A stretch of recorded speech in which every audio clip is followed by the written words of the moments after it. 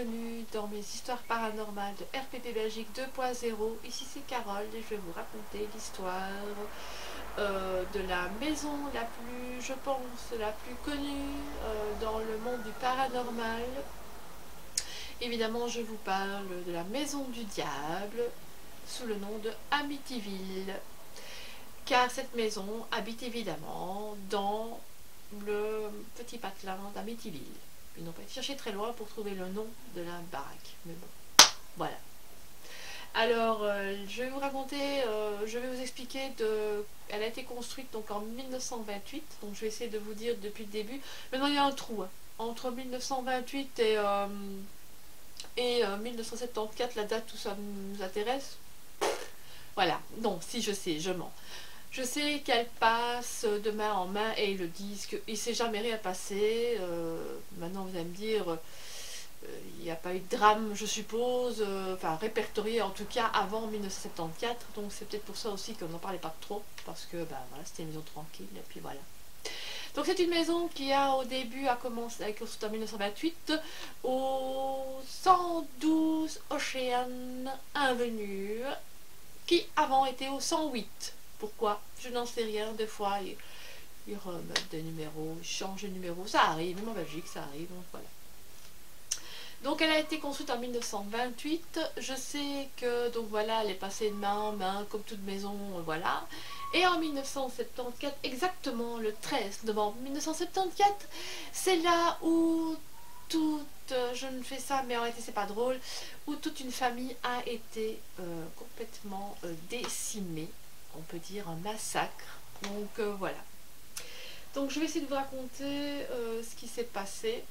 Donc je vais essayer de vous raconter ce que j'ai vu sur Google, évidemment, voilà. J'ai regardé beaucoup de reportages avant RPP Belgique. Je me rappelle de certains, je n'ai pas retrouvé évidemment certains que j'avais regardés. Donc je vais essayer de condenser pour ne pas non plus que ce soit peu lent.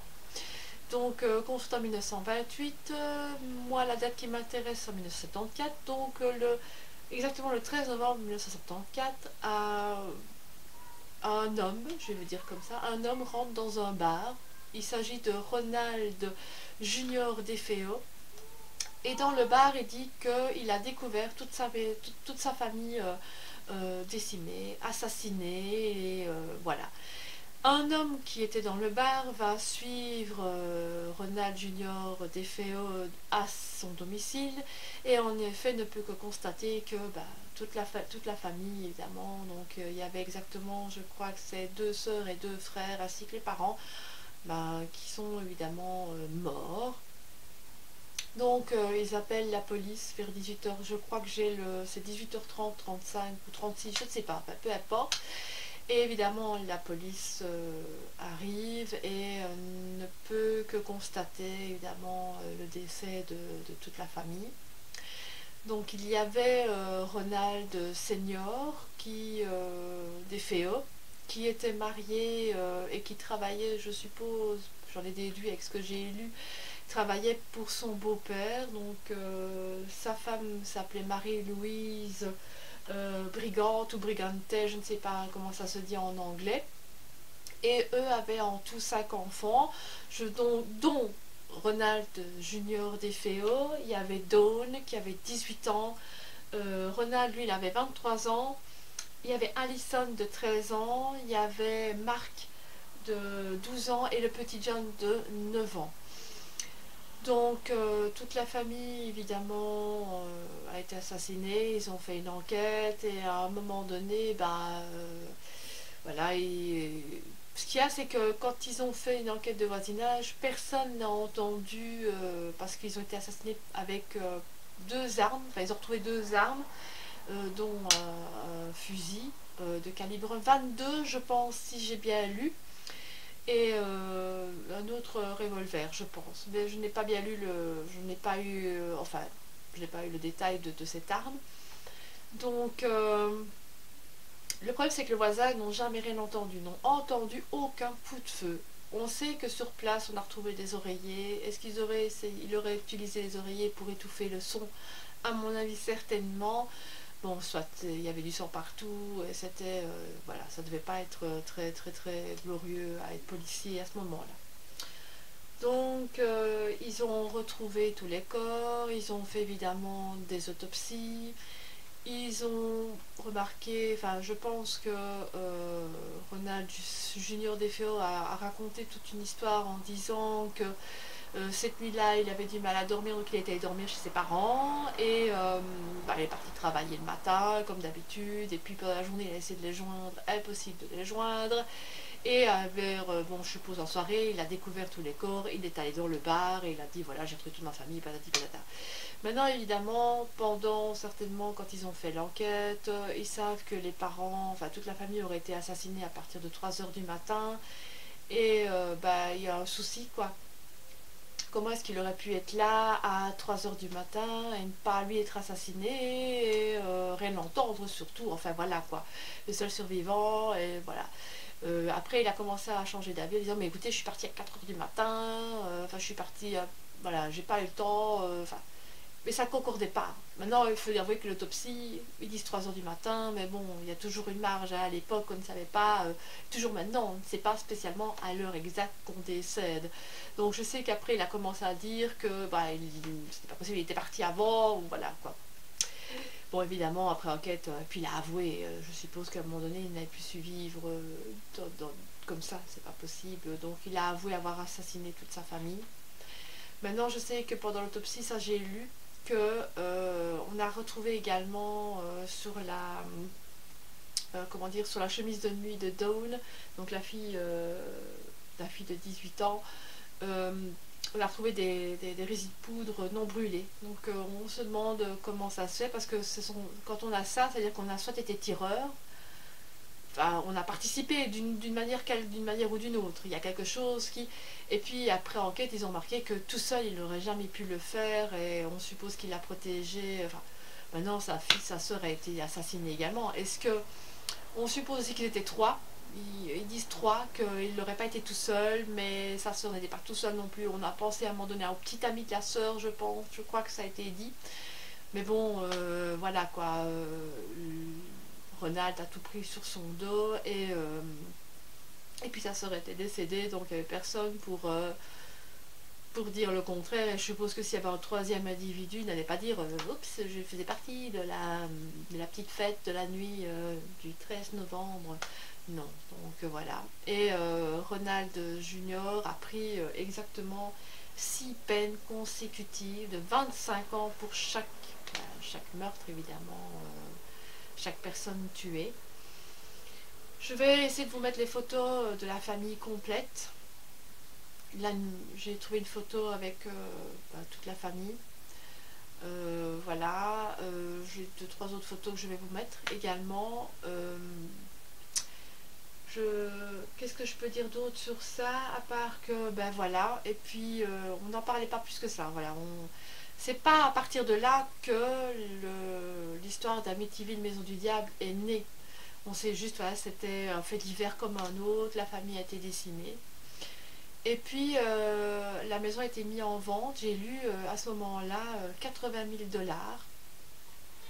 Et la maison n'est pas restée longtemps, je vais dire, inhabitée. Elle a été vite achetée, parce que j'ai lu que c'est sur quelques mois. Donc imaginez-vous, donc Ronald DeFeo Junior a été mis en prison, et je crois que c'est quelques mois après, elle était déjà vendue. Donc voilà, ils ont juste vite retapé, hein, parce qu'il y avait du sang partout. J'ai lu qu'ils avaient remis en couleur, voilà, du blanc partout. Et enfin voilà, donc et la maison a été rachetée par les Lutz. Les Lutz, vous avez Georges Lutz de 28 ans à l'époque, et sa femme Kathleen, et ainsi que ses 3 enfants. Ils ne sont pas restés longtemps, ils sont restés de 1975 à 1976, donc ça a été très très très court. Donc eux sont allés...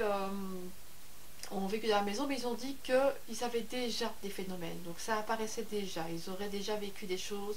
J'avais regardé un reportage je crois, de Georges Lutz, qui avait fait à l'époque à une station, pas une radio, non, c'était un truc de TV à l'époque, et il avait expliqué que dès le départ, ils se sentaient pas bien. Alors je comprends pas pourquoi ils ont acheté la maison, je ne sais pas. Voilà, ils pensaient que c'était leur maison de leur rêve. Si j'avais lu, ils pensaient que c'était leur maison de leur rêve, mais bon, voilà quoi. Non. Et il disait qu'il y avait des choses qui se passaient, du style, on fermait une fenêtre, on la retrouvait ouverte, ou le contraire, on avait ouvert la fenêtre et elle se retrouvait fermée. Donc voilà, et je sais qu'il avait parlé d'une pièce où il retrouvait tout le temps des cadavres de mouches. Tout le temps, tout le temps, tout le temps. Maintenant, pour lui, à l'époque, il ne savait pas ce que ça représentait. Maintenant, je suppose que comme il a fait appel au Warren, donc ils ont peut-être expliqué que dans le paranormal, on dit que, je dis bien on dit que, hein, c'est pas sûr à 100%, qu'une pièce où il y aurait des cadavres de mouches tout le temps, hein, je dis bien beaucoup, beaucoup et tout le temps, ce serait qu'il y aurait dans cette pièce une entité démoniaque qui vivrait voilà, au sein de cette pièce. Et je sais que les luttes du jour au lendemain ont quitté la maison. Je crois que ça a été le trop plein. Il expliquait que le dernier soir qu'ils ont essayé de dormir dans la maison, c'était plus possible, quoi. Et ils sont partis, ils ont tout laissé sur place et ils sont partis. Alors ensuite, a découlé de cette histoire, ben là, elle a commencé à devenir, je veux dire, intéressante pour certaines personnes. Donc on a créé des livres, on a créé des vidéos, enfin on a fait des films. Et voilà, l'homme il aurait gagné beaucoup de sous. On a même accusé d'avoir fait exprès pour avoir justement de l'argent, parce qu'il aurait été, pas dire qu'il aurait, il était sans un sou, enfin tout y est passé. Je sais que le gars disait, donc Georges Lutz expliquait que la maison, oui, lui a apporté des sous, mais à côté de ça, il n'avait pas eu, voilà, il y a eu des malheurs dans sa vie dus à tout ça justement. Et voilà quoi, il dit, et je crois que lui il est décédé déjà, lui je pense. Et il n'a pas vécu vieux, je pense, donc voilà. Et cette maison lui a quand même porté malheur. Il lui a dit pendant plusieurs années, voilà, j'ai essayé de chercher ce qui se passait. Les Warren sont venus, ils ont fait une espèce d'enquête, enfin c'est pas une enquête à cette époque-là, ils faisaient, comme on a déjà vu dans les films, dans The Conjuring, voilà, et ils installaient tout ce qu'ils pouvaient installer, et ils faisaient des photos un peu partout, à droite et à gauche, et il y a eu cette fameuse photo où on voit le petit garçon qui est dans le chambranle de porte, et alors qu'au moment où ils ont fait cette photo, il n'y avait pas d'enfant dans le lieu. Et en plus, franchement, la photo est super bien faite, si elle est réelle, et on voit vraiment qu'il ressemble au petit garçon qui avait, voilà, qui avait vécu avant, ce serait un des petits garçons, c'est pas John, ce serait John de 9 ans, donc John DeFeo. Mais bon, voilà, c'est la seule preuve qu'ils ont eue. Maintenant, je sais que Lorraine Warren ne se sentait pas bien, elle expliquait que la maison était vraiment maudite. D'ailleurs, Ronald Junior DeFeo avait dit que les meurtres, c'est pas lui vraiment qui les faisait, c'est quelqu'un qui lui avait dicté de les faire. C'est pour ça qu'on disait la maison du diable, et qu'il aurait été possédé par le diable et qu'il aurait assassiné toute sa famille. Donc voilà, c'est l'histoire d'Amityville. Triste. Et maintenant, elle est à l'heure actuelle, en 2021, je ne sais pas si elle est encore en vente, je n'ai pas retrouvé.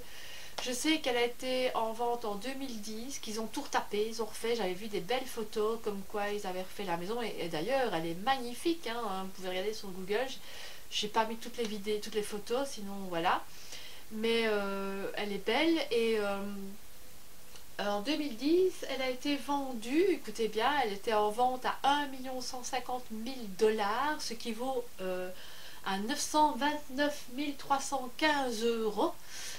Elle aurait été vendue, donc elle était chère, voilà, mais elle était belle, ils ont tout bien refait. Mais les personnes, enfin c'est bizarre, ils disent que ils n'ont plus de phénomène, enfin les gens disent qu'ils n'ont, après les luttes, qu'il n'y aurait rien eu entre temps, hein, plus personne n'aurait vécu des phénomènes dans la maison. Mais c'est bizarre, c'est qu'en 2016 ils la remettent en vente cette maison, donc 2010 à 2016. Voilà, maintenant je n'explique pas pourquoi ils la remettent en vente.